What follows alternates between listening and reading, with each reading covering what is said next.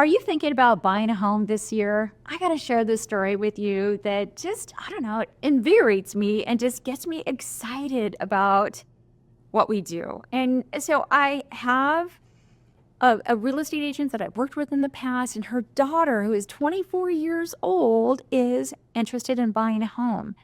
And if you're a first-time home buyer, you might be sharing these same emotions. And the reason that this touched me so much was, one, certainly that the real estate agent herself is trusting us with her daughter, which just, again, means so much and lands so deeply in my heart. But to walk her daughter through just the home loan process through the eyes of a 24-year-old and what she's feeling, understand that this is such an emotional process, and there is inquisition, there's curiosity, there's a little bit of fear, there's a ton of excitement, and really so much of this becomes just an educational or a fact-finding process. So I wanted to share with you kind of how this conversation went, thinking that if you're interested in buying a home and you are a first-time home buyer, this may be valuable to you. So initially, first, I want you to know that the way we work, it's an initial conversation. And I know with social media, and I know with technology, and I just saw a commercial the other day. It was like, get pre-approved in 3 minutes. What are you talking about? You're going to make one of the biggest investments of your entire life. There's no way that happens in 3 minutes. It doesn't even matter if you've bought 20 houses. It should take longer. You want it to take longer, but I digress. Anyway, the reason it would take longer is a lot of those companies just want to hook you in. They want to make you think it's fast and easy. And while the process can be smooth, there are certain steps that all lenders have to follow. And one of my big tips on advice, and I shared this with this client, I'm going to call her Sally because I don't want to disclose her name, but the biggest tip I shared with her, one of the tips I shared with her, is that you're going to see all kinds of noise out there. When you get ready to go into the home buying process, you're going to, be online, you're going to be searching, stuff's going to pop up. Fortunately, her mother is a real estate agent, so she will be guiding her on available properties and her price point, etc. But there's a lot of noise out there. There are so many lenders. This is the tip. Listen up. There's so many lenders out there that promise this 3-minute pre-qualification, and you don't even have to give us any documentation. Are you kidding me? Again, lending is a risk-based business. If you're going to go through this process, you want to provide the documentation to the lender. You want to be sure that they have gone through all of the dotting of the I's and crossing the T's. Most people don't really follow exactly what their year-to-date income is. They have time off. They have unpaid time off. They have a transition in jobs. Maybe their structure has changed. The income piece of the home loan pre-approval process is a big deal. And so you want to provide that documentation. So as I'm talking with Sally and her mother, we're just kind of getting to know each other. This was about a 20-minute conversation. And I share that with you because, again, I think there's so much anxiety going into oh my gosh, I'm going to talk to a lender. It's kind of like getting naked. It's not. It doesn't have to be. This is a casual conversation. And a really good lender is just going to be asking the right questions to help navigate and build out the vision of what it is that potential buyer is looking to accomplish. So the conversation essentially is, we're going to start fresh. She's 24 years old. She graduated from college with a degree in finance. She's been on her job. She's a financial analyst, been on her job a couple of years. I'm asking her kind of how her compensation package looks. So she gets a base salary and she receives bonus income. So just even in that topic, I'm asking her, how long has she received bonus income? Because I know in order to use bonus income from a lending standpoint, we have to have a history of it. And we have to know that it's likely to continue. So I'm just asking her these questions. And guys, all I'm doing is just taking notes. I'm just putting together the summary of the discussion, and I'm thinking through strategy for her as we're having the conversation. Then we kind of move into Is she renting now? Is she living with family or friends? She happens to be renting now. Important question.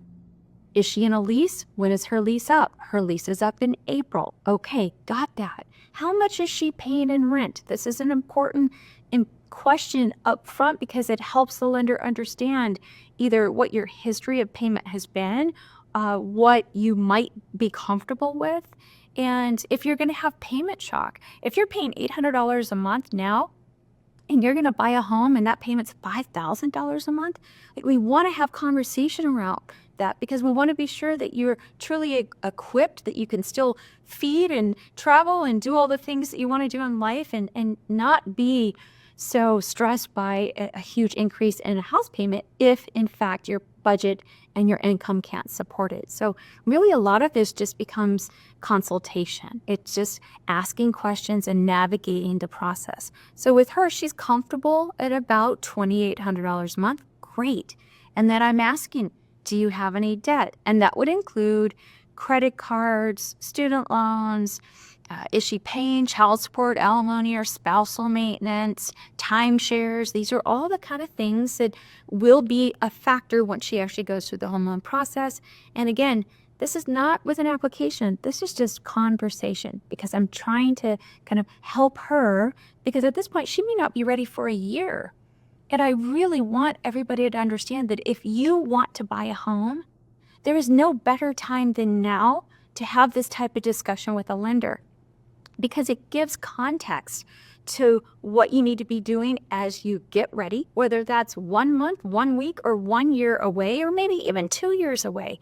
It's okay. It's a 15-minute conversation. So we walk through her debts and she has 0 debt. Awesome. Good job.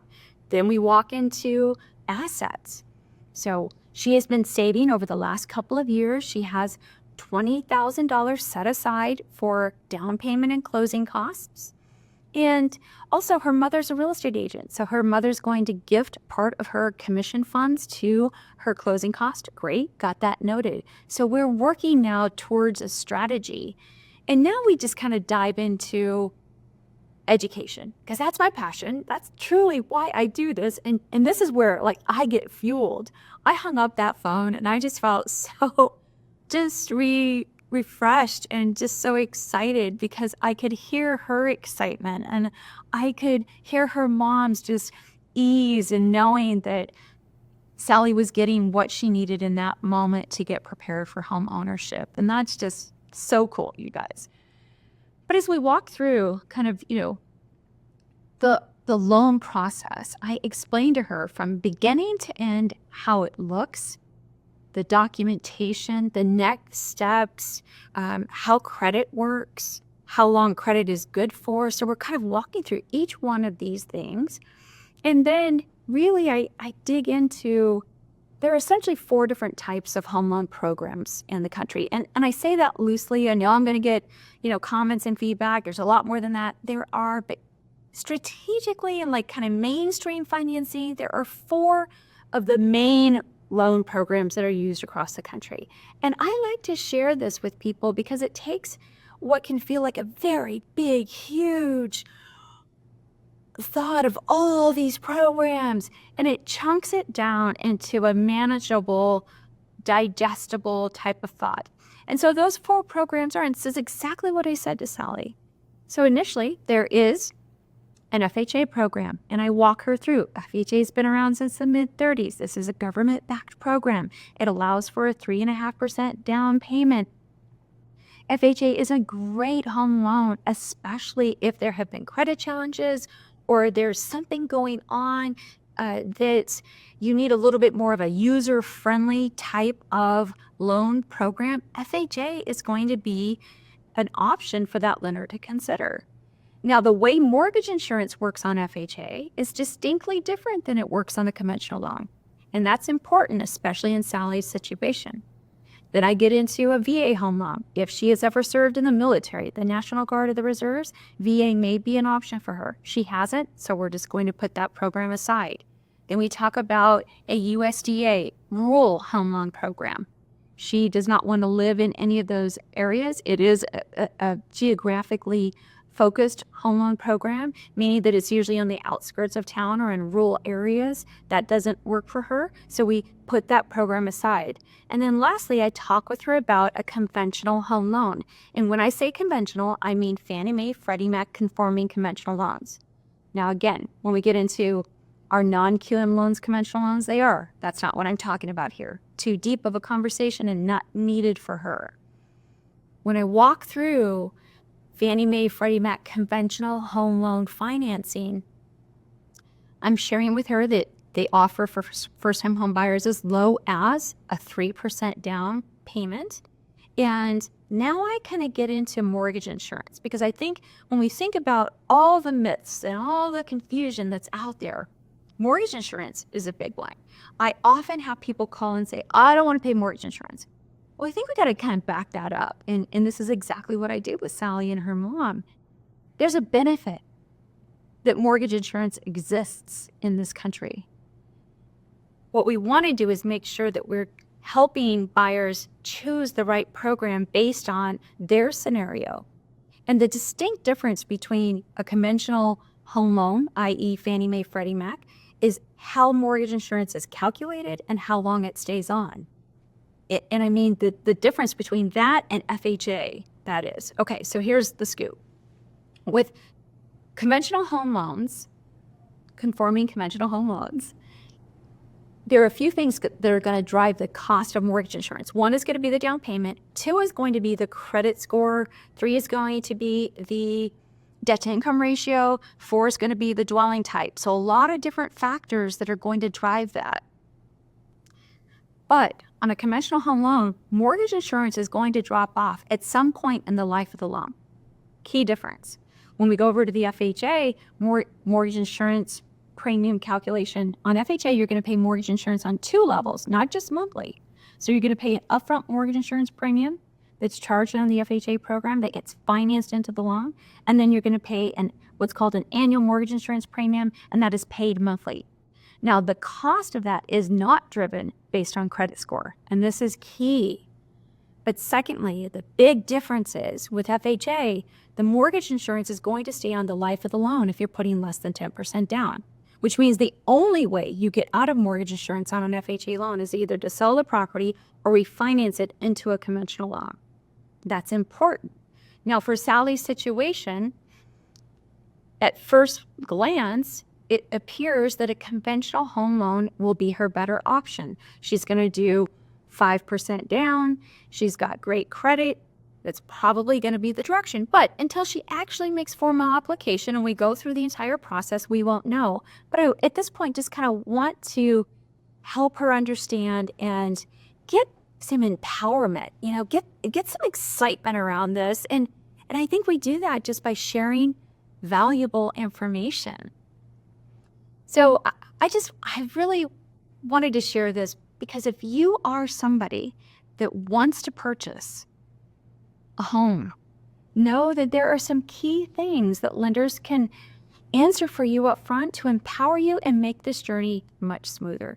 If you want to have that type of conversation, please reach out 480-725-0150. We've got the Kelly Zitlow Group here, and we are all committed to really helping people through this homeowner journey.